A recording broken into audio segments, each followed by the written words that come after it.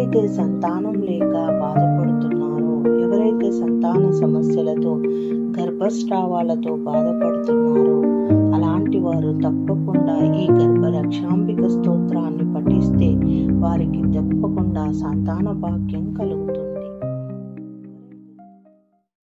శ్రీమాధవి కాననస్తే గర్భరక్షాంబికే పాహి భక్తాం స్తువంతిం వాపీతటే వామభాగే వామదేవస్య దేవస్య దేవీ స్థితాం త్వాం మాన్యవరణ్యేన వదన్య పాహి గర్భస్థజంతుం తదా భక్తలోకాన్.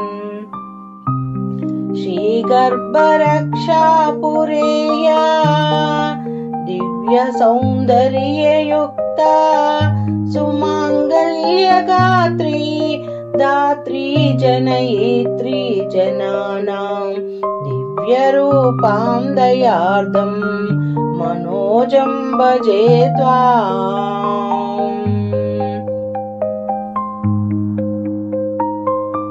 ఆషాఢమాసేషు పుణ్యే శుక్రవారేషు గంధేన లీప్త దివ్యాంబరా కల్పవేష వాజ్పేయాదియా దగ్ధ భక్తైః సుదృష్ట కళ్యాణదాత్రీం నమస్యే వేదికాఢ్యాశ్రియ గర్భరక్షాకరీం త్వాం బాలైస్తదా సేవితాగ్రిం గర్భరక్షార్థమారాధు పేతుర్వై పేతాం. బ్రహ్మోత్సవే విప్రవిద్యాం వ్యాద్యఘోషేణ తుష్టాం హృదే సన్నివిష్టాం సర్వార్థదాత్రీ భజేऽహం దేవవృందైర్యపీడ్యాం జగన్మాతరం త్వాం.